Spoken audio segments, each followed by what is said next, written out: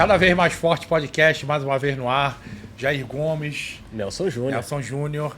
E nós temos a honra hoje, cara, de termos aqui um médico que eu já, desde que eu moro aqui no Espírito Santo há 18 anos, eu ouço falar nele, mas nunca tive a honra de estar agora parado, sentado, e vamos conversar sobre vários assuntos. Doutor Samir Tuma Júnior. Doutor Samir, muito prazer em ter o senhor aqui, tá? Assim, uma honra. A honra é toda minha. O homem mais forte do planeta. O orgulho. Aposentado. Não, né? Na época eu falava que eu era o mais rápido, mais forte e o mais bonito. Eu continuo um pouco forte e um pouco bonito também. Bem mentiroso. Minha mãe acha isso, cara. Minha mãe acha Bem isso. mentiroso. Mentiroso, campeão de mentira, você tá ganhando, bicho. Doutor Samir, como disse, mais uma vez, uma honra ter o senhor aqui. Acho que a gente obrigado. tem bastantes assuntos aqui para falar. Como eu falei antes, o podcast, ele é um podcast para falar sobre pessoas vitoriosas, pessoas com histórias de força, de superação.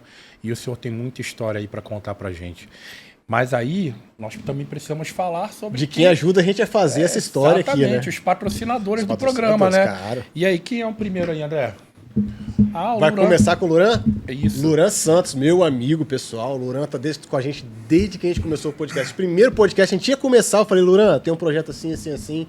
Topa vir com a gente? Ele já entrou com a gente de cabeça. Tá com a gente desde o início. O Luran, ele vende celulares iPhone ou Xiaomi. Ele só vende essas duas marcas. São marcas de excelência.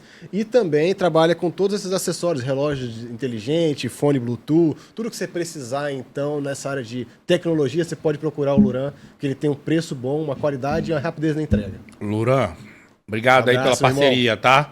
E aí, qual o outro patrocínio? Isso aí eu acho que... Acho que o doutor farmácia de manipulação que mais cresce no estado, tá? E a que tem um histórico aí de qualidade enorme aqui no estado. Acho que o doutor Samir conhece, né? O Didi, o pessoal da... Quem não conhece? Quem não conhece, né?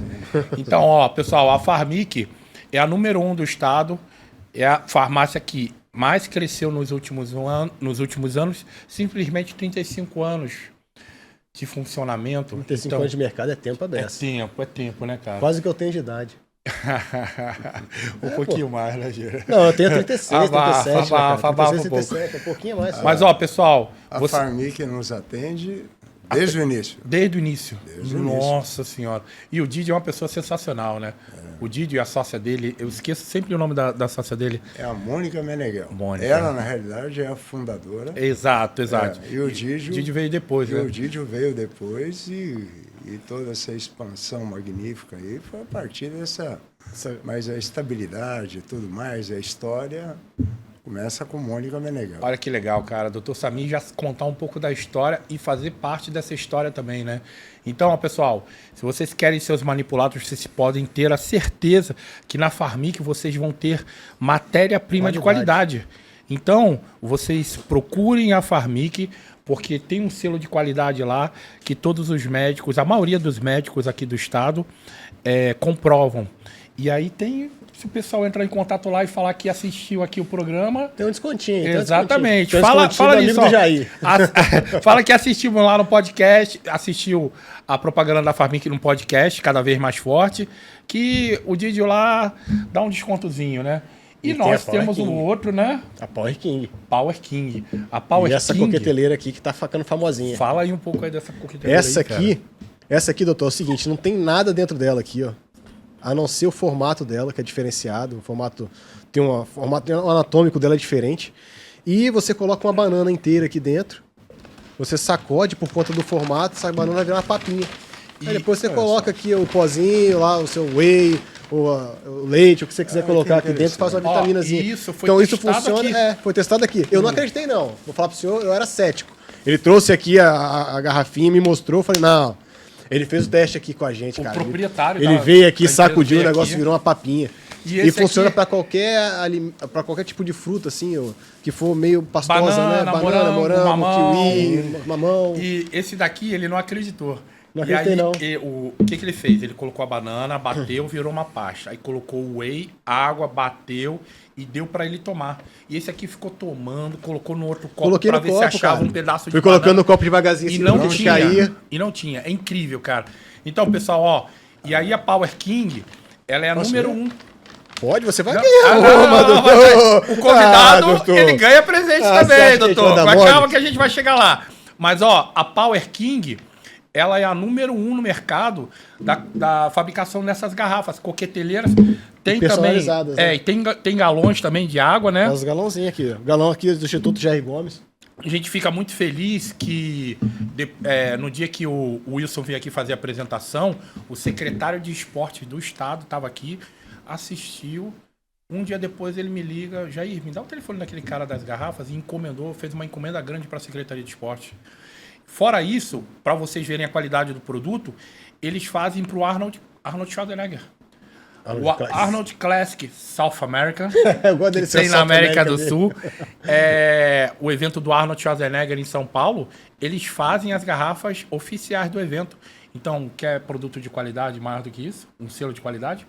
E, doutor, ó, Muito esses obrigado. são de presente pro senhor. Muito obrigado. Essa é a coqueteleira mágica aí, da Power King, Quero ver qual é a mágica. com a nossa logo. O senhor pode É testar. só o formato, cara. Impressionante. só É o incrível. formato. Ó, e essa aqui é uma coqueteleira normal, básica. Muito legal. Muito obrigado. Ambos Fora- tem a nossa ó. logo, tem a logo também do Cada Vez Mais Forte. Aí E da Power King. saquinho da Power Muito King. obrigado. Mas, ó, tem mais presente também, doutor. Esse agora esse aí é forte, esse presente. Doutor Samir, Esse patrocinador eu é treino. Eu treino só há 38 anos, pratico musculação só há 38 anos, então eu tenho um pouco, fora a minha formação em educação física, tenho um pouco de experiência, né?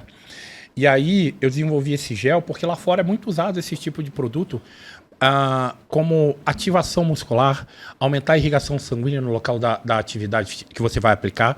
Então é um gel termogênico que leva o meu nome, gel termogênico Jair Gomes. Você vai treinar, você passa na região que você vai treinar, aumenta o fluxo sanguíneo e eu acho que o senhor pode falar muito bem que há vários benefícios aumentando, havendo um aquecimento local ali. Tudo isso que está relacionado aqui, que reduz a flacidez, reduz a gordura localizada, há um aquecimento local, uma melhora na aparência e na textura da pele, foi testado pela Anvisa. Então, não é da minha boca, não estou inventando nada. Foi testado durante 6 meses em pessoas e, após os resultados, esse é o gel termogênico, meu presente para o senhor. Muito obrigado. Muito obrigado. Médico é diferenciado, né? Já pega, já vira o verso e começa a ler o que Ele, é. engraçado, Ele foi nem- direto nem- lá nem atrás, viu né, a na frente, já pega composição, o né? verso, já olha a composição. Ele vê foi o na que que composição, tem é e tal. muito legal, cara. É legal essa análise de comportamento, é maneira, eu gosto disso, cara. Doutor Samir, o convidado ganha presente, Muito obrigado. mas a gente sempre pede um presente também, porque aqui, ó, o senhor pode ver aqui que a gente tem alguns presentes, ó. Isso aqui foi Presente de um bioquímico Bioquímico. aqui. Esse aqui é do fisioterapeuta Alisson Bernardo, um material para fazer liberação miofascial. A Milena trouxe uma vértebra. Doutor Doutor Daniel Calegari. Calegari, o neurocirurgião, trouxe um martelo de reflexo. Então, vários presentes. E eu quero saber, eu soube que o senhor trouxe presente pra gente também, né? Ah, mas eu trouxe sim. Eu trouxe as garrafinhas da Prime que nós fornecemos, que nós damos para os nossos alunos. E a Prime, que é uma academia magnífica aqui no Espírito Santo, né? Essas são as garrafinhas. Olha que linda, cara. Olha que. Rapaz, que charme, hein, bicho? Pô, eu tô até com vergonha dos nossos presentes, né, cara? Não, A gente tem que trazer mais presente pro doutor, hein, cara? Eu vou mandar entregar. Olha, várias garrafas, cara. Muito lindas. Muito lindas que mesmo. massa. Eu sou Prime. Essa é do nosso grupo, que também tem a Academia Prime, né? E como nós temos outras empresas envolvidas, essa eu vou deixar especial para você. Olha. Essa é térmica, essa é para você levar para academia. Eu acho que vai ser bem legal. Muito obrigado, doutor. Muito Não. obrigado. Vou usar com o maior carinho. Grupo Dr. Samir Turma Júnior. Então vamos lá, doutor. O senhor tem uma clínica, Sim, né, que aí é o Núcleo de Medicina Sistêmica. sim. E o grupo Dr. Samir Turma Júnior, então não mexe só com a medicina sistêmica e nem com a Academia Prime. Sim, nós estamos na construção civil também. Né? Então, durante praticamente 20 e poucos anos, eu tive uma construtora em parceria com meu irmão, que é engenheiro, e nós fizemos muita coisa, especialmente em Vitória. Né? Sim. Em Vila Velha nunca construímos. E agora eu tenho uma incorporadora e nós temos alguns projetos em andamento. Então a construção civil já convive com empreendimentos há 26 anos. Mas a medicina é a minha paixão. Então, mas né? o que veio primeiro, a medicina ou a construção? Medicina. Medicina. Medicina, não tenha dúvida que é medicina. Eu respiro medicina já desde 1978. Então, não existe nada que me ocupe a cabeça a não ser medicina. Então, eu já naveguei em diversas áreas da medicina, né? Fundei aqui no Estado a Sociedade Brasileira de Clínica Médica nos anos 90, numa época que nós não tínhamos internet, não tínhamos computadores nas clínicas, né? O ensino médico era feito por eventos, por congressos, e nós tínhamos que viajar muito para isso. Então, eu fundei a Sociedade de Clínica Médica, fui o primeiro presidente dela aqui no Espírito Santo, e eu presidi praticamente durante toda a década de 90. Nós fazíamos algo em torno de 40 eventos por ano aqui. Nossa. 40 eventos por ano. A média é muito alta. Nós fazíamos eventos na capital e fazíamos eventos no interior. Dá uns 4 eventos por mês. É muita coisa, cara. Era muita coisa. E ainda clinicar também? Mas isso sempre foi o meu trabalho. Eu trabalho 20 horas por dia, se deixar. Então, sempre foi assim. Então, a Sociedade Brasileira de Clínica Médica, ela me ocupou durante um bom tempo, mas o meu trabalho mesmo era o trabalho empresarial que eu faço hoje, por exemplo, com a Prime ou com a construção civil. Sim. Quer dizer, então eu conecto pessoas, trago pessoas. Né? Nós tínhamos naquela época uma diretoria e naquela época ainda existia o financiamento dessas coisas pela indústria farmacêutica. Então, de certa maneira, era muito bom. Todo mundo vê o lado negativo disso, mas tinha um lado positivo. Sim. Quer dizer, para você ter uma ideia, eu trouxe para o Espírito Santo na inauguração do Passárgada, para você ter uma ideia. Quando o Passárgada inaugurou, eu fiz lá um congresso estadual. E eu trouxe naquela época um curso dado na Universidade de Harvard para cá. Chamava curso Harvard Joslin de Diabetes. Então, nós montamos um curso fabuloso dentro do congresso. Lógico, tinha gente interessada, mas, em compensação, a comunidade médica tinha aquilo como fonte de aprendizado. Você imagina que um livro, para ser publicado, era uma novela. A informação, quando chegava na sua mão, ela já vinha mastigada há 10 anos, até que virou papel e chegou até você. Então, quando nós conseguimos fazer eventos, isso era muito importante. Doutor Samir, eu tive contato com alguns médicos e eu comentei com eles que o senhor ia ser um dos entrevistados e posso falar assim que todos elogiaram muito bem o senhor. Um deles, doutor Geraldo Andrade, que foi um dos nossos entrevistados aqui, ele falou: Jair, um monstro da medicina. Foi pioneiro em muitas coisas aqui no estado. E aí, o doutor Geraldo, ele pediu para fazer uma pergunta para o senhor. Ele falou... de médico para médico. Médico para médico, cara. Mas eu acho que é legal, cara, porque envolve tudo isso que ele falou, porque ele foi pioneiro em muitos estudos e casos aqui no estado. E o doutor Geraldo falou que o senhor foi um dos pioneiros em respiração, né, no estudo da respiração das pessoas, na obesidade. Sim. E na nutrologia. Sim. Só que há 30 anos atrás era tudo visto de um jeito. E como se teve algum tipo de preconceito, ou pelo menos de colegas seus que ficavam meio receosos com o conhecimento que o senhor estava ali à frente e passando para eles. Naquela época.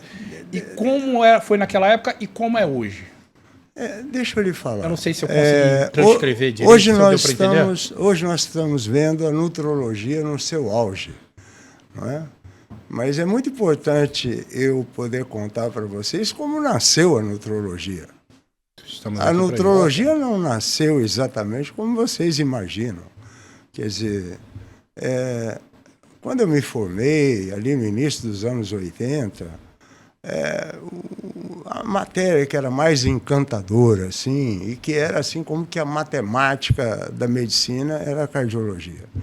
Então eu me empenhei em aprender cardiologia, fiz uma residência de cardiologia e comecei a trabalhar como cardiologista e como geriatra, apesar de não ter residência de geriatria na época. Tinha no Brasil, naquela época, uma residência de geriatria, que era no Rio Grande do Sul. E a intimidade com o idoso vinha dos hospitais. Trabalhava em UTI, início de carreira, então eu falava, pô, mas se eu cuido do idoso, em tudo quanto é bronca do idoso, que é do derrame, da doença neurológica, da doença cardíaca grave, por que eu não posso cuidar desse cara no consultório? Então, começamos como cardiologista geriatra. E eu me encantei, a partir daí, com essa visão clínica do todo. O geriatra, ele tem essa visão, né? Ele tem essa visão de que ele tem que abraçar e cuidar de uma pessoa, não simplesmente de especialidades. O que havia de mais encantador nos anos 80 era a ortomolecular. Quem é mais velho deve lembrar bem da ortomolecular. A ortomolecular era outra coisa assim que virou nossas cabeças de ponta cabeça. Porque a ortomolecular pedia para você estudar todas as bases químicas, fisiológicas do corpo do cara e intervir naqueles elementos. Pouco importa se você era cardiologista, pediatra, dermatologista, pneumologista. Então eu sentava para aprender aquilo e nós viajamos o Brasil todo. Nós tivemos um grupo aqui no Espírito Santo, para você ter uma ideia, que reunia aí uns 15 a 20 profissionais. Entre dermatologista, tinha geriatra, tinha eu como cardio, tinha clínico, tinha gente de todo tipo. Nós viajávamos atrás de informação, mas que nem ratos atrás do queijo, cara.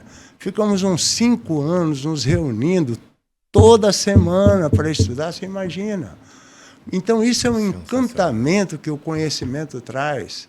Então nós vimos a medicina clínica, secular, sendo irrigada assim para um negócio que fazia florir. Então aquilo era encantador. E a ortomolecular explodiu, que nem fogo na relva seca. A gente viu aquilo crescer, né? Fundamos uma entidade nacional, eu era diretor científico da revista, inclusive. E aquilo ali tinha que ser legalizado. Cara, mas a gente não podia legalizar. Porque aí você tinha a fundação do Mercosul. Puta, eu estou que nem o Drácula aqui, falando de 2 séculos atrás. Pô. Mas isso é história, cara. É história. Muito interessante. Eu mas tô aqui fascinado com essa história. Mas você imagina que eles haviam fundado o Mercosul por aquele tempo e o Mercosul tinha que haver uma limitação ao número de especialidades médicas. Até hoje o Mercosul não serve para muita coisa. Mas na época eles pensavam, inclusive, em fundir serviços, etc. Então nós não poderíamos criar uma nova sociedade, uma nova entidade, né? A nutrologia era, então, uma entidade que estava, assim, esquecida por Deus e por todos. Existia, sim, uma pós-graduação ainda na Unicamp, em Campinas. O presidente da nutrologia era um senhor idoso que vivia em Catanduva, São Paulo, na época. E estava lá sentado em cima daquilo há 40 anos. Nós falamos, olha, nada se assemelha mais à ortomolecular do que a nutrologia. Vamos para a nutrologia. E aí tratamos de nos reunir lá e estudar um pouco dos meandros que estavam ligados à nutrologia e tentamos fazer uma fusão.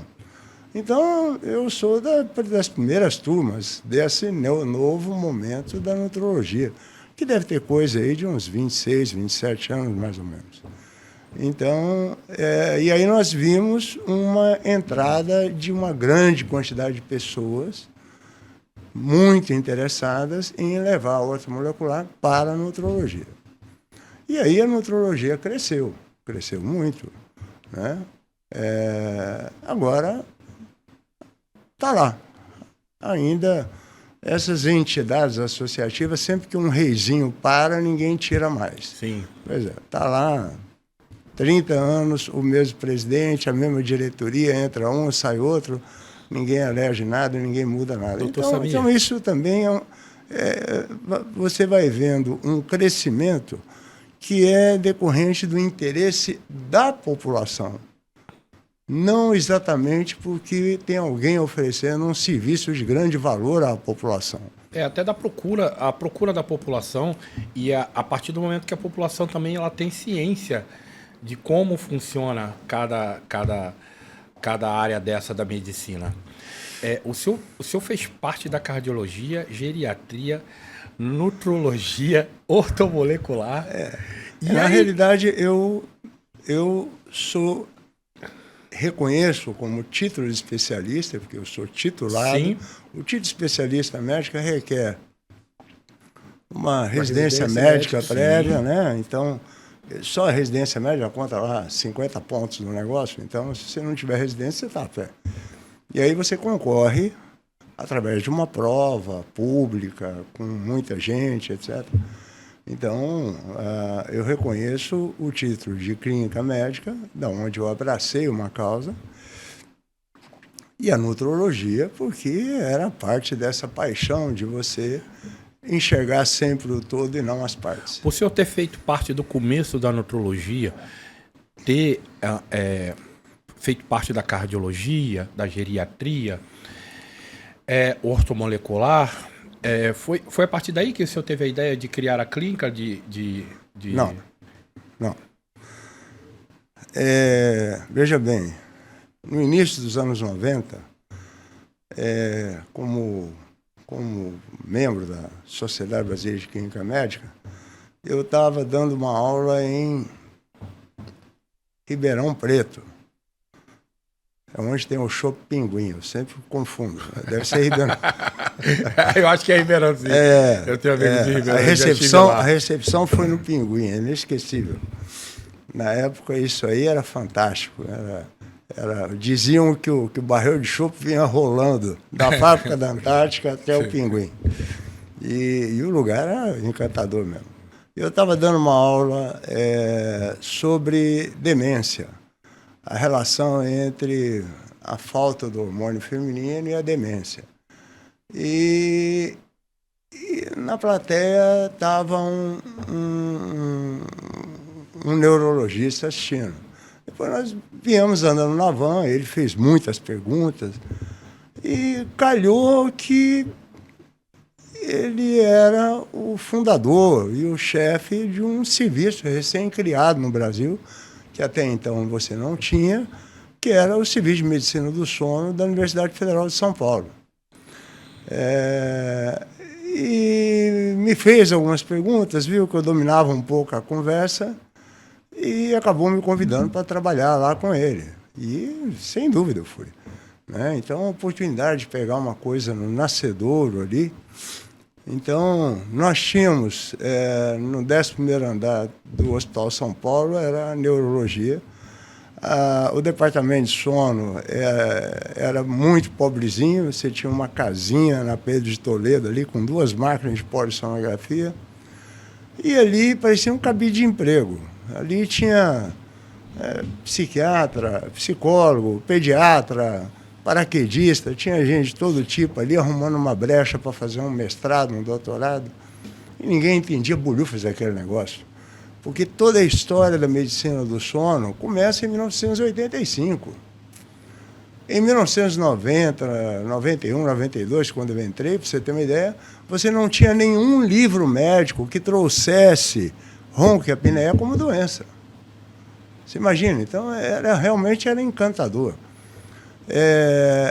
Eu, pelo meu conhecimento clínico, como clínico, meu negócio era ser o meio de campo. Meu negócio era atender clinicamente aquilo. Naquela época, ronco e apneia, era revoltante a gente ver que o único tratamento que funcionava era o CPAP. Nós não nos conformávamos com isso. E como é que era esse tratamento? Veja bem, primeiro os otorrinos tentaram fazer cirurgias. De uma série de milhares de cirurgias feitas, onde eles tentavam desobstruir narina, garganta. Enfim, o resultado era um fiasco. 60% dos pacientes tinham resultado nenhum. 40% restante tinha um benefício assim de 50%.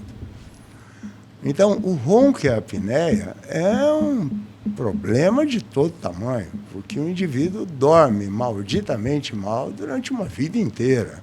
E às vezes as pessoas nem sentem isso, né? Não, eles não sentem. Só vão ter noção quando aparece um problema mais tarde lá. Não, aparecem inúmeros problemas, não há como não aparecer problema. Então, o nosso paciente típico com ronco e apneia é um sofredor.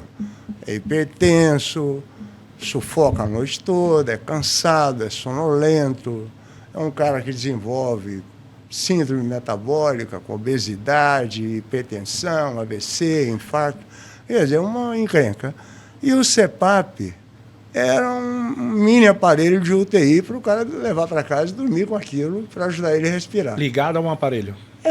Em tese, era um VNI, igual a gente viu aí na pandemia. O mérito do CPAP, que é um aparelho pequenininho que faz pouco barulho e podia levar para casa. O CPAP era tipo um respirador. Isso, é um respirador. Para melhorar a oxigenação. Isso, porque senão o cara sufoca. Então, nós queríamos dar soluções para aquilo, mas nós, na realidade, conhecemos muito mal o problema. Então, eu, como clínico, queria uma solução clínica. Outros estavam resignados ao CPAP. Como você vê, até hoje, a maioria indica CPAP e ponto final. Então, nós começamos a estudar, naquela época, coisas que ninguém tinha estudado ainda. E foi começar a entender que aquele cara, gordão, roncador, era a criança que vinha dormindo de boca aberta. Essa criança, respirador oral, ao longo da vida, incha a língua, sufoca e por aí vai virando uma bola de neve o problema dela. Então, o que aconteceu lá na infância? Qual é o dano lá na infância que fez essa criança se persistir como respirador oral? Então, vamos tentar ver a anatomia. Aí, caramba, a anatomia de rosto, de face, de dente, médico entende bulhufas de dente. Bulhufas. Aí a gente pegava os livros de anatomia médica e via que não havia informação a respeito. Falei, caramba, então vamos nos livros de odontologia. Então, o dentista tinha todas as informações a respeito, mas não tratava a respiração de seu ninguém. Quer dizer, então você tinha ali um abismo entre aqueles dois universos, que era a odontologia e a medicina. E um problema cada vez enorme, e aí, né? Cada vez maior. Naquela época, eu lembro que eu fui na livraria lá, que assistia à Universidade Federal, e comprei tudo quanto é livro que podia lá, de odontologia, de anatomia, de face, cabeça e pescoço, de ortodontia. E, ao mesmo tempo, os dentistas daquela época entendiam nada de função. Os tratamentos que eles faziam desgraçavam a vida do pobre coitado. Era só para estética, né? Não era para estética. Aquilo era baseado numa visão rudimentar. Pra você ter uma ideia, eles estudavam a anatomia lateral do sujeito. Eles enxergavam só de lado. E o negócio era alinhar dente. Para alinhar dente, arranca dente aqui, põe aparelho, empurra aqui. Quer dizer, às vezes o camarada ficava sem espaço na boca para a língua. A língua envelopava na boca que nem a língua da sogra. Então, nós começamos a combater essas extrações de premolares que era uma atrocidade. Então, como diz, arrumava o sorriso e estragava o resto. E ele não tinha noção disso. Ele aprendia aquilo na escola. Como culpá-lo pelo seu ato também? Você entendeu? Então, nós tínhamos que começar a esclarecer o dentista a respeito. Então, as primeiras aulas dadas para dentistas sobre toda essa conversa, também fomos nós que demos. Montamos um grupo, fomos para a USP, montamos lá um curso sobre ronco e apneia. Até hoje, o dentista que nos recebeu lá, que é o Dr. Éder Cardoso, era um cara novinho, simpático, solteiro, sorridente, namorador, que seria bom que ele pudesse estar vendo aqui. Aí o Éder, Vou marcar ele. o Éder era novinho, rapaz, e era mestre. Ele que montou o curso para a gente. Aí fomos todo mundo da USP lá dar esse curso. Montamos um timão lá e demos esse curso lá durante uns 3, 4 anos. Só para dentista, bucomaxila, essa turma toda. Esses caras, por exemplo, o Éder virou médico também. Então você tem caras que, imagina, o cara virou médico, ele é médico e é dentista. Outros que vieram para o nosso grupo, que nem o Dr. Nelson Colombini. Nelson Colombini era um irmão para mim, foi meu sócio até 2016. Escreveu mais de 10 livros. O problema, rapaz, é que ciência tupiniquim não vai longe, meu amigo. Não vai longe. O Nelson Colombini é pioneiríssimo nas cirurgias que vão abrir a respiração do cara, mexer nesses ossos. Formou os primeiros residentes em toda a América Latina. Levamos Nelson Colombini uma vez para um evento na Argentina e ficou preso lá, porque toda hora traziam gente para o cara operar, ninguém sabia operar aquilo. Então, assim, para você ver como era a medicina, então a medicina não tem essa de você falar para mim, qual é o seu encanto? O encanto é a medicina, não tem. A ciência é encantadora. É encantadora. Tudo bem. A Prime, por exemplo, eu me encanto com a Prime. Porque a Prime você tem curtição, você tem relação pessoal, você vê aquilo crescer igual um filho. Mas a ciência é encantadora. Então assim, a medicina do sono... Eu acho que esse é um dos poucos episódios que me deixaram meio que mudos. Cara, mas é incrível, cara, porque né, quando a gente tá diante de uma história igual que você tá contando aqui, que aí eu fico olhando, pô, hoje acesso a questão da nutrologia é fácil hoje. Tá, mas eu tô com um cara aqui que abriu a porta. Criou. Pô, negócio do ronco e tal, a gente vê um monte de gente agora falando sobre estudos a respeito do ronco e tal, mas o cara que abriu a porta tá aqui e ele já estava preocupado com isso há décadas tipo assim, atrás. Ele estava preocupado com isso há décadas atrás. É como se a gente estivesse diante da pessoa que fez, que puxou a primeira corda. E se você for analisar, cara, a gente tá falando do problemas do sono. E é muito legal, mas cara. Engloba vários problemas. Você falar. Mas isso era motivo de chacota aqui. Não, pra mim não é não. Isso era motivo de chacota. Eu acho que isso é uma das perguntas. Isso está relacionado à pergunta do Dr. Geraldo. Porque ele falou como você foi pioneiro e ele, por ser médico também... o pessoal te zoava, né? A pergunta dele foi relacionada a isso. Como foi na época, e o senhor explicou brilhantemente aí, e como foi agora, inclusive esses médicos vendo agora que o senhor lá atrás tinha toda a razão e os estudos cresceram em cima daquilo que você foi criado. Imagina, cara. Deixa eu te falar, eu não tenho nenhuma revolta, nenhum conflito, não. Por exemplo... mas é um orgulho naquela época nós criamos confirmou. uma prótesezinha nasal. Essa prótese nasal, eu patenteei ela em 1994. Em 97, 98, nós ganhamos uma primeira página da Gazeta aqui. Em 2001, a Isto É era assim, o principal veículo de notícia do Brasil. Aquele negócio saiu estampado em 2 páginas da Isto É. Quem quiser olhar...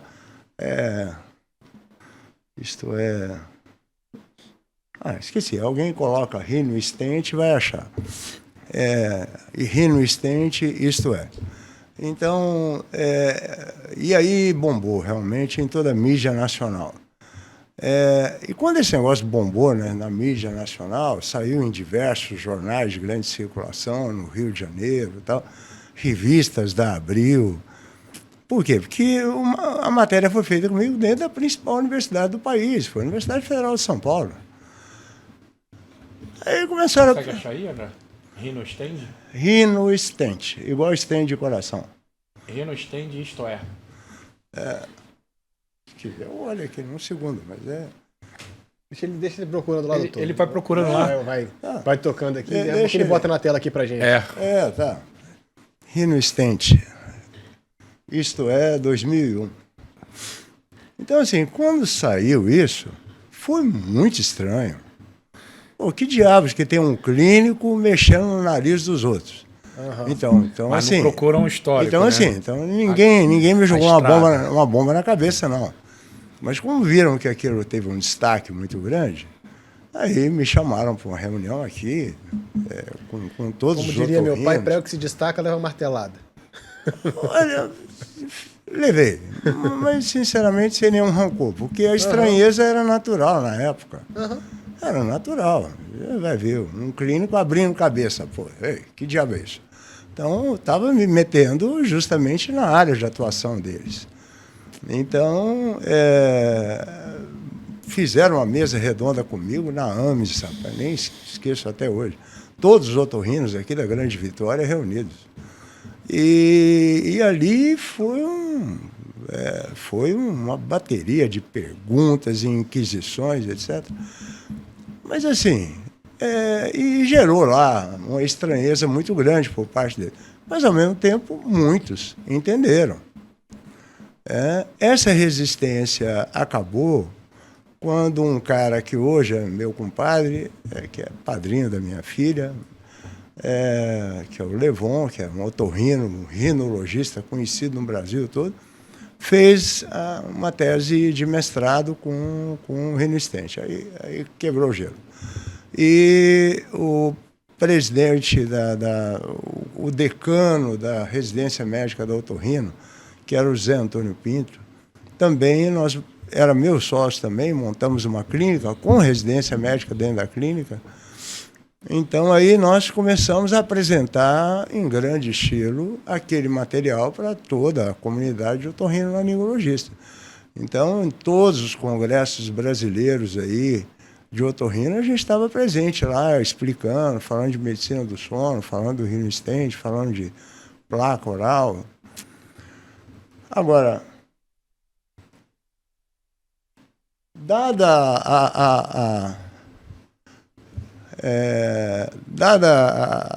a magnitude aí da publicação, também patente aqui no Brasil não serve para nada também. Imagina fora do Brasil. Eu sei disso. Hoje você entra no Alibaba, tem umas 500 molinhas parecidas como essa lá para vender. Nós nunca quisemos que isso fosse vendido em gôndola, né? Então a gente queria que isso aí fosse trabalhado.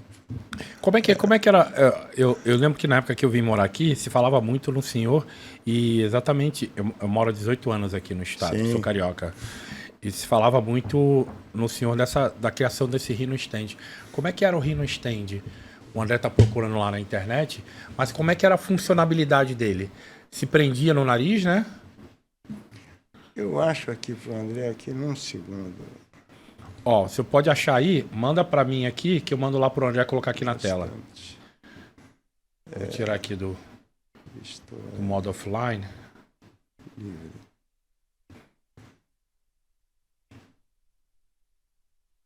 É impressionante, aqui, né? A matéria é Caminho Livre. Aqui. Ó, manda para mim aí, aqui. Na foto aí eu acho que não tem mais, porque é antigo, né? Achou a matéria?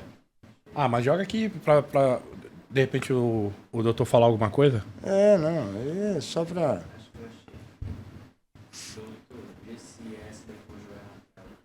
Tá. Bom, essa é a imagem do estente nasal. Como é que funciona isso aí? Esse produto, do jeito que você está vendo, ele vem em diversos tamanhos, mas ele não é para todo mundo. Então, por exemplo, você não tem nenhuma demanda desse produto, né? Você também não. Então, veja bem. Agora, por que eu não? É muito simples, muito simples. O arco dentário é igual a um arco de ponte. Então, isso também que nunca entenderam também, porque banalizaram a coisa. Tudo relacionado. Né? Banalizaram a coisa. Então, o arco dentário é como um arco de ponte. Então, quando você vê um sorriso lindo ali, uma Angelina Jolie com aquele bocão cheio de dente, você está vendo um arco aberto. Esse arco aberto na horizontal, ele mantém esses ossos afastados e a base narina bem aberta.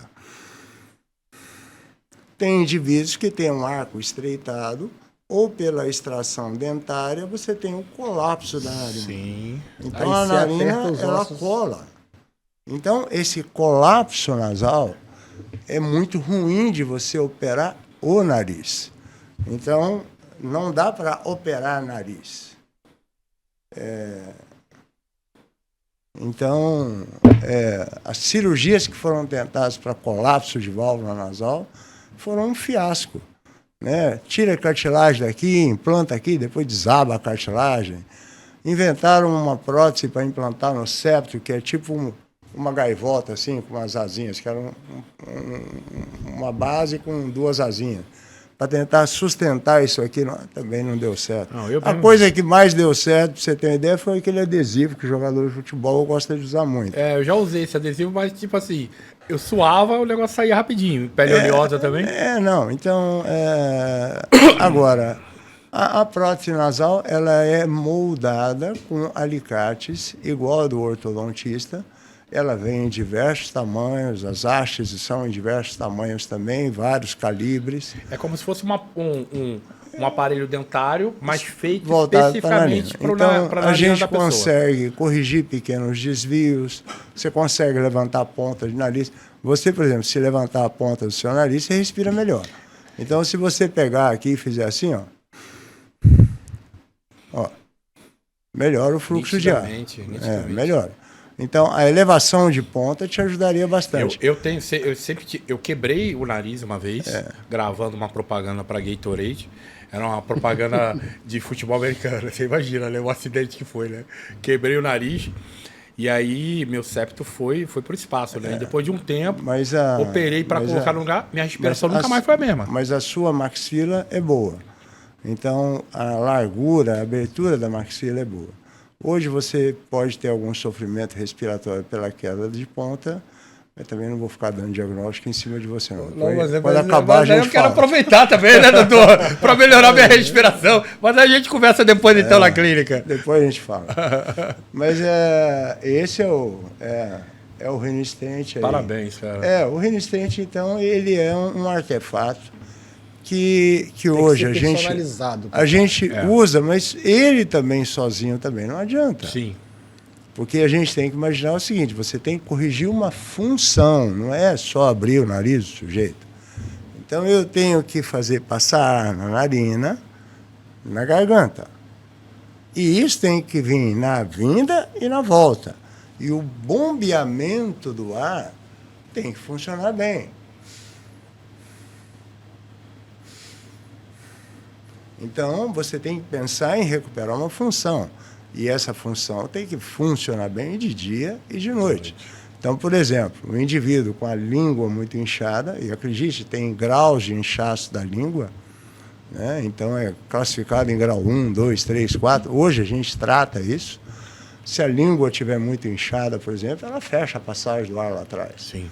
Aqueles indivíduos que têm recuo de queixo, Sim. tem também uma dificuldade. Então, por exemplo, isso hoje orienta a gente em tudo. Né? Então, você tem que corrigir o defeito. Você tem que abrir nariz. Se o caso for uma criança, um adolescente, a gente abre fácil, marcada dentária, já abre o nariz. Quer dizer, quando eu expando o céu da boca, com aqueles aparelhinhos de botar com um parafusinho, Sim. cada milímetro que eu expando ali, eu expando aqui. Já imaginou? Coisa boa. Então, a expansão da arcada dentária de uma criança, que a gente chama de distração palatina, melhora a respiração nasal.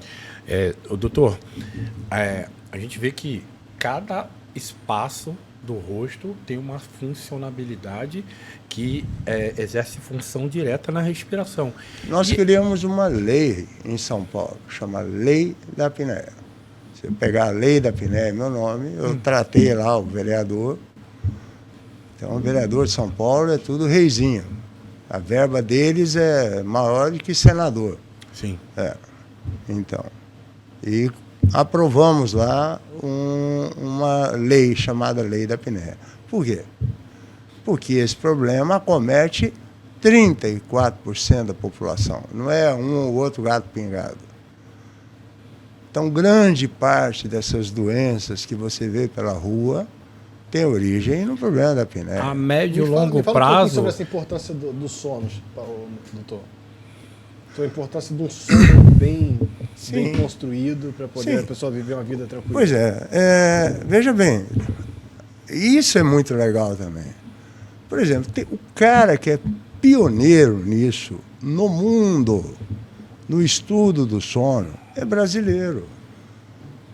Ninguém nem sabe que o cara existe, rapaz. O cara é biólogo.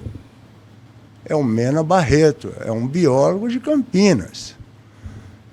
Ele escreveu um livro que, por uma sorte, rapaz, antes de eu mexer com isso, comprei no sebo lá no centro de Vitória. Chama Cronobiologia. Então você imagina, todo mundo fala aí do Aristóteles, que desenvolveu uma única disciplina, como a lógica. Caramba, você tem um brasileiro que desenvolveu uma disciplina sozinho, ninguém sabe que o cara existe, pô. Então, a cronobiologia é o estudo dos ritmos, dos ciclos de noite e de vigília. Qual é a importância disso na sua vida, na sua fisiologia? Então, se você dorme mal, você bagunça todos esses ciclos. Então, Mena Barreto é um cara que ninguém sabe que ele existe nem nas universidades. Pergunta para qualquer médico aí se sabe quem é Mena Barreto. Ninguém sabe. A primeira edição eu tropecei nela, nem sei como. Num sebão, lá no centro. Tinha lá uma avenidazinha que tinha sebo de ponta a ponta. Aí vivia lá, na ratoeira do sebo lá. Depois eu comprei uma segunda e última edição de cronobiologia, que deve ter aí para mais de 20 anos. Então, hoje esse é assunto fartamente estudado em todo o planeta. E ainda mais agora com a internet, né? Que isso aí que o senhor está batendo lá atrás é uma época que a internet estava engateando, ou nem tinha internet ainda. Não tinha internet, rapaz. Não tinha. Nós íamos lá na secretaria, você pedia, você solicitava uma pesquisa à base de dados, é isso que a gente chamava. Sabe? Você fazia uma solicitação de pesquisa à base de dados. Cara, você tem noção do que é isso? Aí a secretária lá da biblioteca, que essa só Deus sabe, foi feita da bibliotecária depois disso, né? Porque isso era uma das funções dela. Pesquisava, depois você voltava uma semana depois, ela entregava para você um calhamaço de resumos que ela imprimia. Resumos. E ali você pegava aqueles resumos e tentava ver o que te interessava. Interessava por uma matéria de um ou outro trabalho daquele, você voltava lá. Ô doutor Samir, toda parte do rosto da pessoa tem uma ligação direta com a função de respirar. Sim. O senhor mesmo já falou aí sobre a odontologia, sobre o maxilar, deu o exemplo da minha mandíbula. E sobre essas intervenções estéticas que muitas mulheres, alguns homens também têm feito, e sem analisar um possível trauma na respiração delas, o que o senhor acha sobre isso? Porque até onde eu sei, essas intervenções estéticas, ninguém se preocupa com a respiração. Não, nenhuma dessas intervenções mexe com a respiração. Porque você está mexendo com pele e subcutâneo, né? Agora, por exemplo, o cara que tem um queixinho para dentro, ele tem um arco dentário fechado, o cara vive mal para burro. O cara sufoca, respira mal, dorme de boca aberta. Esse queixinho para dentro, ele tem um nome técnico, chama de desoclusão dentária classe 2. 100% do classe 2 dorme de boca aberta. Dorme mal. Pode ser criança, adulto, velho, o que for. Então, o cara dorme mal. Aí vai lá e me põe uma prótesezinha de queixo. Né? Ele quer ficar mais bonito. Preenche uma lá para ficar com aquele queixão igual o seu, assim. Aquele queixão forte. Eu não apliquei nada, não. Isso aqui é papai e mamãe, muita força. Mas isso é força mesmo. Lógico, você tem uma seta aí que é forte. Isso aqui é um ângulo, chama ângulo goníaco. Né? Se tiver ortodontistas nos vendo aqui. Então, um ângulo goníaco, por que eles chamam de harmonização facial? Ele é um ângulo que, no caso... Os meus heróis já estão velhos e morrendo, né? O Robert Redford, por exemplo, tinha um queixão. Exatamente. Assim, lembra dele? E eram símbolos de masculinidade também, né? Os caras com uma mandíbula assim, gigante, né? E o ângulo é quase que um ângulo reto, assim. He-Man. He-Man, Arnold. Exato, Arnold. Melhor do que ele. Então, e o cara, o músculo da mastigação aqui, uma seta, e pula para fora. Então, você pega um sujeito com um rosto delicado e vai lá e preenche e tal. É mais ou menos como botar aqueles preenchedores de bíceps. Sim, então, sim. Ou seja, pode até dar uma satisfação estética, mas a função não resolveu em nada, né? Não tem nada a ver, né? Ótimo. Você vai ter... respirando mal do mesmo jeito. Vai continuar respirando mal. Não, mas não é. Você vai ter uma dissonância também entre a personalidade e o visual que o cara transmite, pô. Imagina, eu pegar você e te encher de bolas aí, você vai ficar igual o nosso atleta aqui, pô. Não, é ridículo. Até fica igual, mas aí depois levanta ele 300 quilos ali. Não fica. Não é nem isso. Não é perfeito, não é natural. Mas você vê o seu comportamento, as coisas que você gosta, as coisas que você ama, o seu jeito de ser, o seu caráter, tudo isso é moldado também pelo seu corpo. Né? Então, não adianta mudar seu corpo, porque isso não muda. Então, assim, o que acontece é que ao invés de fazer uma maquiagem dessa, se fosse pegar um bucomaxilo, avançar o queixo, abrir aquilo ali, seria muito mais negócio. Agora, eles não sabem que isso existe. Exatamente. Está entendendo? Ou só vão conhecer isso quando tiver os problemas, né? Não, mesmo com problema, porque morrem de medo de operar, e aí tá vivendo, deixa eu falar, não entende que isso é doença, mas isso deforma a postura. Então, por exemplo, nós, por um acaso, pra você ter uma ideia, por um acaso, tinha um evento de obesidade. O meu chefe era o Ademir Batista Silva, já está aposentou como vice-reitor da Unifesp. Falou para mim, reúne material aí sobre distúrbio do sono e obesidade, vamos apresentar alguma coisa também? Para já, faço isso aqui em um dia. Reuni um monte de coisa, montei uma aulinha, botei debaixo do braço e fui. Putz, o primeiro cara que estava dando aula era o chefe da endocrinologia da Unifesp, que é o pai do Guga Chakra. Sim. Imagina, o Guga Chakra CBN. Repórter muito conhecido. O outro que estava era da USP, eu no meio, rapaz. Eu, enfim, não tinha nenhuma pretensão de ser uma figura naquele assunto ali. Só estava agora... Estava cumprindo tabela. Estava que nem evangélico, cara. Evangelizando. Nós tínhamos aquela Bíblia debaixo do braço ali, medicina do sono é um negócio importante. Você vê que ele já foi para outra área, cara. Ele já foi dar aula de outra área, obesidade. Não, eu tô tentando... Não, se ele fala comigo assim que ele lançou também as coisas sobre obesidade, vamos... Mas aí que tá. Vai lá. Doutor, continue. Não, mas hoje a grande notoriedade do meu trabalho é em obesidade. Por causa dessa aula. Que tem tudo a ver. Por causa dessa aula. Eu compilei uma aula. Sobrepeso tem problema. E para minha surpresa, que talvez não fosse surpresa também, é que ninguém ali entendia bolhufas daquele assunto.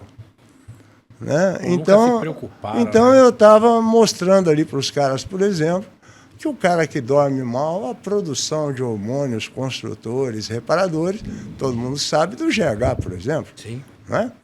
Mas você, por exemplo, todo bom malhador, sabe que a reparação de microtraumas da malhação ocorre durante o sono. Durante o sono. E sono de qualidade Sim. E não horas deitado na cama, né? Sim. Sono de qualidade. Agora, você imagina, por exemplo, um indivíduo que ronca ou que briga com a respiração a noite toda, não precisa nem fazer barulho demais. O cortisol é o nosso inimigo. Para isso, né? O cortisol é amigo do cérebro, mas é inimigo dos músculos. Ele extrai aminoácido do músculo e transforma em glicose. Imagina que roubada. Quer dizer, então ele faz o desmonte da tua estrutura. Né? Então, o cortisol é o hormônio do estresse, é o hormônio do dia, é o hormônio da atividade cerebral. Ele está tremendamente ativo durante o dia, de noite ele tem que baixar a bola. Tem que baixar. E se não baixar? Você vai morrer de malhar, vai acontecer o quê? Banana, não vai acontecer nada. Né? Então, aquele cortisol alto, permanentemente alto, não alto demais, mas simplesmente ele não decresce. Vai acarretar problemas. Ele vai acarretar problemas, distúrbio metabólico, distúrbio hormonal, distúrbio neurológico, um monte. E esse cortisol à noite não diminuindo, ele está diretamente ligado Então à qualidade veja, do sono. qualquer um de nós aqui, não precisa ser médico, não. Se você tem umas informações como essa e começar a operar, você fala, puxa vida. Quer dizer, então eu tenho que reunir essas informações todas e compilar isso de tal maneira que a gente tenha uma visão desse todo. Então, por isso o nosso trabalho foi a visão sistêmica aplicada à medicina. Então, a teoria de sistemas sempre foi um sonho aplicar a teoria de sistemas à medicina. Então, a teoria de sistemas é a teoria que criou os computadores, que criou a robótica. Ela é a teoria que enxerga os seres vivos e como os seres vivos funcionam. E, curiosamente, o modelo vivo nunca foi aplicado como uma filosofia, um método para o indivíduo vivo, que é o homem. Então, você tem a gestão sistêmica, onde você considera, por exemplo, que uma empresa é como um ser vivo. Ela nasce, cresce, expande e também morre. Ela tem um input que é a chegada de matéria-prima, de riqueza, aquilo cresce, e também ela tem saída, igual você, igual eu, igual ele. Né? E a partir daí veio o conceito da vida. O conceito da vida é que essa empresa ela é como se fosse um balão daqueles que criança fica brincando no parque, que tem aquela ventoinha mantendo aquele insuflado. Entra vento de um lado e sai do outro. Então a vida é isso. A vida é um estado fora do equilíbrio. Se eu desligar a ventoinha, eu tenho equilíbrio. Então a vida é que nem uma fogueira que pipoca dia e noite. Quando ela vira cinzas, ela atinge equilíbrio, não há mais vida. Então, esse é o modelo vivo. Esse é o modelo que inspirou tantas tecnologias e não foi aplicado à medicina. Doutor, assim, pelo tudo que o senhor falou aqui até agora, eu percebi que o senhor é meio que curioso e inconformado, né? Você é curioso no sentido de que se eu tenho uma situação aqui, eu tenho que descobrir o que está acontecendo. O que está acontecendo? E você vai estudar aquilo dali e não se conforma enquanto não achar um ponto que você fala... E a possível causa, né? Pode Quando ele achar a causa, ele vai destrinchar mais ainda. Vai até o fim. Então, isso também, você falou aqui no começo, logo com a gente, da questão do empreendedorismo, né? De você ter os seus outros negócios e tudo mais. Você acaba aplicando isso também em outros negócios, não é verdade? Dessa questão dessa curiosidade. Eu não sei se eu se aprofundar. Se eu sou um empresário tão bom assim. Se eu fosse um empresário tão bom assim, talvez eu tivesse muito mais sucesso do que eu tenho hoje. Bom, é porque, você não tenha dúvida, todos nós lutamos por uma vida confortável. Todos nós lutamos por dar conforto para os nossos queridos. Então, assim, eu sempre fui obcecado por isso. Então, e hoje, por exemplo, eu me afeiçoo pelas pessoas. Eu tenho funcionários que estão comigo há 30 anos. Eu tenho uma meninada nova que está trabalhando na Prime, por exemplo, que quando eu montei aquilo, tinha um monte de gente ruim, mas depois você vai, melhora, põe, adula, tal. Quando você vê, você formou uma puta equipe, você fala, caramba. Aí você começa a gostar dos caras. Exatamente. Você está entendendo? Você se torna responsável. No mesmo nível de energia, né? Você começa a se entender com eles e se ver responsável por eles. Uhum. Então, assim, veja bem, eu já passei dos 60, eu já produzo mais do que a minha barriga consegue comer desde que eu era garoto, pô. Então assim, eu gosto de ver prosperidade, porque prosperidade é isso. É esse balão lá em cima, cheio de vida. E a gente, quando a gente dissipa a prosperidade, a gente organiza o mundo ao nosso redor. Então, pessoas que estavam perdidas, de repente, se tornam ótimos profissionais, né? A minha administradora, por exemplo, que é meu braço direito e esquerdo, está comigo o dia inteiro. Começou com minha faxineira na clínica, pô. Entendeu? Então, mas começou novinha lá, com 18 anos, fazia faxina, fazia serviço de banco. Daí a pouco eu ligava para a recepção, ela estava atendendo no lugar das recepcionistas. Daí a pouco ela evoluiu, veio para a recepção, assumiu responsabilidades, estudou. Por merecimento e reconhecimento. Ela fez até uma publicação de um trabalho sobre a gestão sistêmica aplicada na clínica. Então, hoje nós temos esse método, lógico. A minha clínica é um modelo ideal de clínica. Nós temos isso escrito, temos isso publicado em 2 livros, né? Que é como montar uma clínica, como treinar, como gerir uma equipe multidisciplinar. Doutor Samir, a gente vê que... Tô te falando que ele não faz nada sem excelência. Excelente, cara. Incrível. Incrível. Prime. O nome da academia mesmo dele já diz isso tudo. Eu vi que o senhor, nós vimos aqui, o senhor comprovou pra gente, que o senhor enveredou, né, estudou e foi a fundo em vários campos da medicina. E aí o nome da sua clínica, Núcleo de Medicina Sistêmica. Sim. Sistêmica, por quê? Tudo está interligado. Olha, eu queria... E aí é exatamente por causa disso? Eu queria botar o sistêmico no nome. O que saiu depois... o que saiu depois foi enfim, uma coisa... foi o que deu, né? Então, tinha que ter o sistêmico no nome. Por quê? Porque eu apresentei isso como um modelo de clínica ideal. O prédio da clínica foi construído para isso. Eu inaugurei o prédio lá em 2001, 2002. E nós apresentamos... Vitória, né? Mata da Praia, né? Então, e esse mesmo modelo de clínica nós apresentamos para o município e para o estado de São Paulo. Tudo que eu tenho lá, hoje o que eu tenho lá, existe pensado assim... e colocado no lugar existe certo ali um entendimento assim de que os tratamentos são caros, dispendiciosos, etc. Mas a gente pega o cara, quanto mais complicado, melhor. Quanto mais complicado, melhor.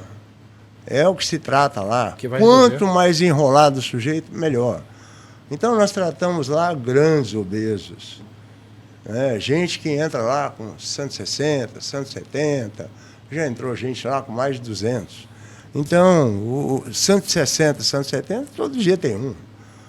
Gente desnutrida. Esse cara que vem grandão, ele vem com múltiplos problemas. Ele não vem só emagrecer. Ele vem roncando, ele vem sufocando, ele vem diabético, ele vem hipertenso. Cardíaco. Ele vem com problema hormonal, sexual, né? Neurológico, tudo. E você imagina o seguinte, a ideia do sistêmico é você enxergar esse indivíduo como um projeto. É exatamente. Caramba, isso. Conhecimento é o que não falta para isso, rapaz. Você planeja, traça o projeto desse cara, traça metas, vê todos os recursos envolvidos, todas as pessoas necessárias para você atingir a excelência, e você chega, faz um planejamento e busca a finalidade. Então, buscar a finalidade não é pecado em medicina, não. O cirurgião plástico botou lá um peito de silicone, tem que ficar bonito. Se não ficar bonito, danou-se. Então, a gente busca a finalidade. E você harmoniza condutas. Por quê? Porque, às vezes, esse cara vem sendo assistido por um monte de gente, mas que não se comunicam. Às vezes, medicamento que é bom para uma área não é boa para outra. Existem ali inconsistências. Então, você transforma essas inconsistências em atitudes sinérgicas. Então, você organiza tudo aquilo. Entendeu? Então, aí você vê a coisa fluir, como em qualquer trabalho nesse mundo. Numa empresa, numa obra, em qualquer lugar. Se você fizer isso, funciona.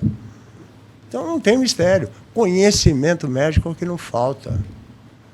Mas não falta mesmo. Na sua época o senhor já desbravou e conseguiu conhecimento. Imagina hoje com o acesso à tecnologia, que é muito mais... Não tem. É um pouco mais fácil, né? Não tem. Se você agora...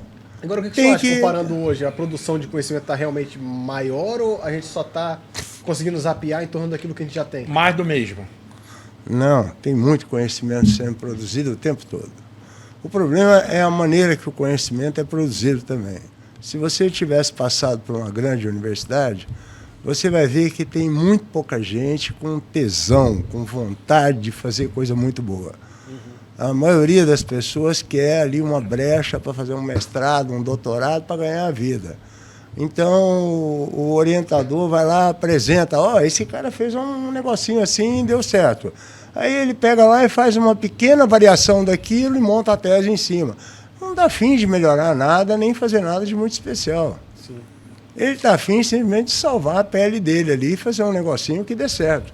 Tá fim da titulação. E principalmente não tomar porrada. Você está entendendo? Então, por isso, você não vê coisas grandiosas, você não vê grandes ideias, você não vê discussão de grandes ideias. Eu saí da universidade por quê? Porque eu não precisava daquilo para ganhar, pô. Eu ganhava num dia de consultório em São Paulo mais do que o meu chefe ganhava o mês inteiro lá na universidade. Entendeu? Então, um dia. Aí um dia eu sentei o traseiro ali que eu ia apresentar um trabalho meu. O meu trabalho ia ser apresentado em Stanford, ia ser apresentado como cartaz. Aí a discussão não era o trabalho, bicho. A discussão era o inglês do cartaz. Falou, alguém da USP passa lá, vê um erro de inglês aqui, vão achincalhar com a gente, pô. Então, não, americano não vê isso, não. Então tá bom. É banana. Eu vou cuidar da minha vida em outro lugar. Doutor, acredito que, lógico, né? Sua clínica lá, você deve ter criado uma equipe multidisciplinar gigantesca, ou pelo menos que atenda em todas essas áreas. Sim. Me fala um pouco, o senhor atende lá, tá à frente da equipe lá sempre? Sempre. Ou assim, tipo assim, Sempre. o senhor vai de vez em quando? Não, eu tô lá. Eu já percebi que é prazer para ele. Não, eu tô é lá alegria. todo dia. Eu saio de lá meia-noite, 1h, todo dia. Agora sim, doutor. Tem isso eu quero te fazer uma pergunta. Às vezes a gente vai no dia a dia da gente. Agora, nosso trabalho, eu tenho no normal. time, modéstia à parte, então veja, que foi treinado. Se eu me dediquei a escrever, a teorizar sobre isso, é óbvio que eu treinei o time. Foi para passar, Então, né, a informação. eu tenho as minhas nutricionistas que estão lá comigo há anos. Né? Camila está lá há uns 20 anos, a Francis Mara está lá há uns 10 anos. Então, todo mundo está lá há muito tempo. Eu levo 1 ano, 2 anos treinando um profissional. Estou treinando um médico novo agora, ele está... Falei, puxa vida, eu estou velho e ele é um menino bonito, inteligente, moderno, cheio de amor para dar. Então eu falei, achei um cara bom, que é o Lincoln Mariani, né? Tem especialização em medicina do esporte. Sim. Sim, então, muito bom. Porque, cara, pouco importa o que você tenha, a finalidade é a mesma para todos nós. A finalidade é você estar bem, estar forte, estar magro, estar bonito, estar sadio, cheio de vida, hormônio bom, metabolismo bom. Então, onde todo mundo tem que chegar é igual. Então, você tem que chegar lá. Não é ficar imaginando que a hipertensão é maldição divina. Pô, isso é igual dente podre. É porque não soube prevenir. E bem tratado, aquele negócio desaparece também. Vamos tratar, então. Diabetes também. Então, essas pragas que a gente vê hoje poluírem a humanidade aí fora, é igual dente estragado. Na minha geração, todo mundo tinha dente podre. Era genético, era espiritual aquele negócio. Você está entendendo? Todo mundo remendava as bocas. A sua geração já não tem isso. Entendeu? Então, essas doenças que você vê aí fora, tudo é dente podre. Tudo dá para ser tratado. Aula, né, Agora, bicho? deixa eu te fazer uma pergunta. Aula, né, bicho? A gente, às vezes, no nosso trabalho e tal, a gente sempre lida com pessoas, mas o médico lidar com pessoas pro médico é o ponto A. Tipo assim, não tem outra forma de ser médico sem saber lidar com pessoas. Teve algum paciente que passou pela sua mão ou pela clínica que você fala assim, esse aqui marcou a minha vida como médico, esse cara aqui mexeu comigo. Tem algum paciente que o senhor lembra assim, que você fala assim, esse aqui virou um nicho de amizade, acompanha o cara até hoje. Muitos. O cara que te acompanha até hoje Muitos também. viram amigos, muitos. Então, assim, você tem toda uma história para contar. Então, Então, eu comecei novo atendendo gente com 80 anos. Quando eu cheguei nos 30 e poucos, eu já estava atendendo o filho daquele cara de 80 que morreu. Mal cheguei nos 40, já estava atendendo o neto. Então, falei, ciclo aí, eu né, brinco, tô que nem o Drácula, rapaz. Tô aqui umas 5 gerações já. Então, se a família dele for uma família que tem filho cedo, então é que você vai pegar a geração dessa. Então, eu canso de pegar pessoas caras que são quase da minha idade, que eu atendi o avô, sabe? Não foi nem a mãe, atendi o avô lá atrás. Tem algum caso específico que o senhor lembra? Você fala assim, esse caso aqui foi difícil, mas a gente conseguiu resolver assim, assim e tal. Tem. Sem precisar. Tem como falar aí pra gente? Só citar um caso, Você citar o nome. Olha, eu acho que grandes obesos, quando tem um resultado legal, isso é muito bom. Então, assim, desenvolve a qualidade de nós vida nós temos uma coisa. Vou te falar uma coisa. Na minha clínica antiga, eu estou aqui já há 20 anos, 21 anos. Na clínica antiga, eu lembro que eu peguei um casal de irmãos com 150 quilos, os dois. Né? E eu já tinha lá alguma vivência nessa história, tentei ajudar e não fui muito feliz. Então, quando a gente veio para cá e essas pegadas melhoraram e surgiram melhores medicamentos, a eficiência foi mudando. Né? Então, hoje, por exemplo, eu planejo um tratamento pela perimetria abdominal do sujeito. Pra você ter uma ideia. Então, nós temos uma estatística própria. Então, o camarada tem 30 centímetros de abdômen. 30 centímetros de abdômen, se for homem, eu tenho que trazer ele para um abdômen abaixo de 95. Nenhum homem produz testosterona direito com abdômen acima de 102, para você ter uma ideia. Você não precisa nem fazer exame de sangue, você pode ir pelo manequim do freguês. Então, eu tenho que trazer o cara para baixo de 100, 95. A gente planeja 7 centímetros por mês para homem. E não tem erro, é matemático. A gente fecha o tratamento com 7 centímetros por mês. Entendeu? Então, em 5 meses eu resolvo o cara. Não tem como não resolver. E como o sujeito vai ali, se compromete com físio, nutricionista, psicólogo, médico, medicamento, então o camarada investe também. O cara investe toda a vontade dele. Então você tem que dar o resultado para o cara. Sabe? Agora, você não está tratando só a barriga. Você está tratando a esteatose hepática, a gordura visceral, o hormônio alterado, o ronco, que é a apneia, o coração que estava capengando. Então, hoje, a maldição do homem civilizado se chama síndrome metabólica. Síndrome metabólica não é obesidade. Obesidade que o cara deu uma descompensada chama síndrome metabólica. Então não é um cara, não. Nós temos centenas ou milhares de homens e mulheres com síndrome metabólica que tem todas essas alterações de obeso e que todo mundo festeja muito quando o cara chega onde tem que chegar, que é um estado de equilíbrio funcional. Onde o cara está magro, está forte, respirando bem, dormindo bem, circulação boa, pressão boa. Então, esse cara é um satélite que você botou em órbita. Dali para frente, você monitora poucos elementos nele e ele vai embora. Isso que eu acho legal, porque eu vejo que há um esforço muito grande para deixar mudar o estilo de vida da pessoa, né? Melhorar a saúde da pessoa, só que o problema não é chegar lá. O problema é manter-se lá. Mas aí tem que ter parâmetros, saber onde você tem que chegar.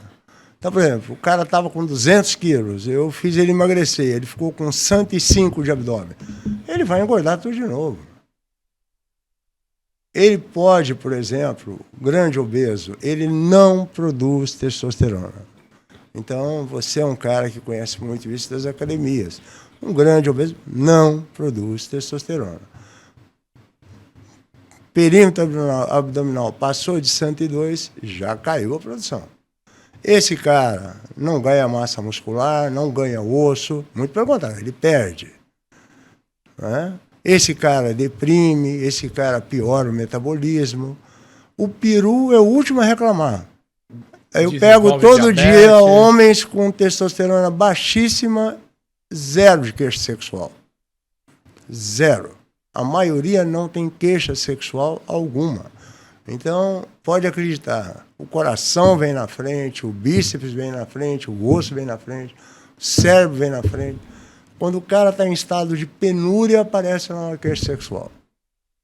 Então, o que acontece? Se eu fizer tudo que eu tiver que fazer, eu vou ter que fazer repondo o hormônio desse cara, você não tenha dúvida. Então, tem que repor o hormônio. Senão, ele não evolui. A própria testosterona diminui o risco cardiovascular. Tem muito cardiologista que entende nada disso. Nossa, o que mais sei. Nada disso. É o que mais sei. Nada disso. É que eles associam uma reposição hormonal à bomba. Simples. Não. É porque o cara não entendeu. Nível baixo é uma bomba e nível suprafisiológico é uma bomba. Então, nós estamos falando de nível fisiológico. Você está tratando regular. O cara, você vai botar nível fisiológico. Tratar. Dentro de um nível fisiológico, o cara evolui, que é uma beleza. Aí você tem que tratar coisas também que você conhece. Tem que evitar aromatização, tem muitas coisas assim. Então, assim, nós festejamos muito esses caras. Não é um só, sabe? A gente tem lá um trunfo em especial com uma doença exótica. Tem um monte, mas a gente vive isso, rapaz, 24 horas por dia. Hoje é sábado, se você vê a quantidade de telefonema, de WhatsApp, de paciente que eu já atendi, hoje um monte. E o que deve estar chegando aí um monte aí com esse telefone desligado, né? Eu atendo o tempo todo, não tenho nenhuma frescura em atender, nada disso. Todos me ligam a qualquer hora. Doutor Samir, a gente tá chegando no horário, pergunta, né? Mas padrão. Tá sendo uma honra pra gente escutar essas histórias aqui. Eu acho que a gente vai ter que marcar outro podcast também para escutar mais dessas histórias, que eu acho que a gente tem muito mais assunto para falar. Mas a gente faz uma pergunta sempre relacionado ao nome do programa, Cada Vez Mais Fortes. E eu quero que o senhor responda do fundo do seu coração. Qual é a sua definição de força?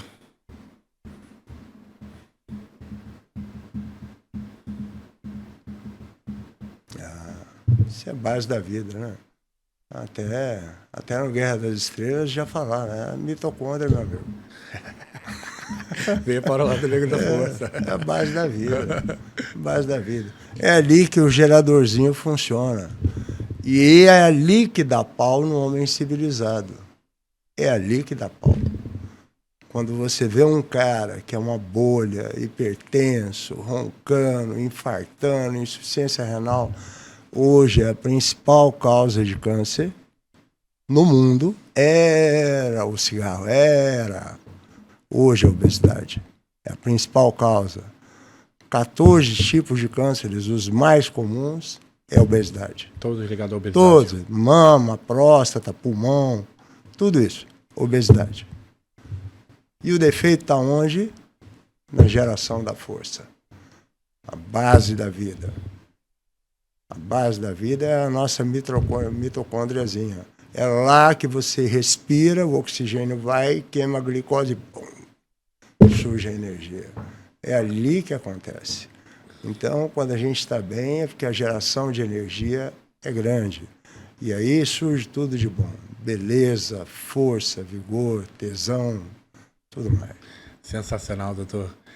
Aula, né, bicho? Cara, eu fiquei só assistindo. Aula, né? Não, é aquela parada que você para pra escutar. A gente tá viajando aqui, cara, escutando as histórias aqui. E eu confesso que eu não sabia nem um pouco de tantas histórias e tanta responsabilidade que o senhor tem na medicina nacional, né? Nacional, meus parabéns. Uma honra ter o senhor aqui, tá? E agora, eu queria que o senhor deixasse um recado pro pessoal. E chamasse também para conhecer. Queremos conhecer o Dr. Samir. Aonde que está o Dr. Samir nas redes sociais? Aonde entra em contato com a sua clínica? Talvez eu seja analógico demais, viu? Eu preciso me comunicar melhor. Mas olha... Mas a clínica tem. Tem. Eu tenho um Instagram da clínica, mas se você vai ver lá, vai ver que postagem é coisa que a gente faz bem pouco. Sim. Mas é o Núcleo de Medicina Sistêmica. Núcleo de Medicina Sistêmica. Né? O André depois vai colocar no... O meu Instagram pessoal não existe. Tem um com o meu nome que alguém fez, tá lá, eu não consigo tirar de jeito nenhum. Não, mas o pessoal principalmente que quer entrar em contato com a clínica, né? Pra mas se ali, consultar com o senhor. Ali, isso está à disposição de vocês. O meu celular está na recepção da Prime. Quem quiser falar comigo também é fácil de conectar. Eu vou lá dar os treinos lá na Prime, né? A hora que você quiser. Vai ser um prazer. Você é meu convidado. Vai ser um prazer. Com certeza. E quero ir lá tratar o meu problema de respiração com o senhor também, hein? Nós vamos falar depois disso. Pessoal, cada obrigado, vez mais forte. Prazer, Romeu Tuma Júnior. Desculpa, Samir Tuma Júnior. Romeu Tuma é parente do senhor? Ele era primo primeiro do meu pai. Porque o Romeu Tuma, ele foi delegado da Polícia Federal. Ele foi o chefe da Polícia Federal. Chefe da Polícia Federal. Tempos, aí tem a história do Joseph Mengele, do nazista. E aí Tuma me remeteu ao nome de Romeu Tuma. Bem, outro podcast, isso aí é outro podcast. Pessoal, nos sigam lá nas redes sociais. Mais Forte Podcast. Mais Forte Podcast. Valeu, um abraço.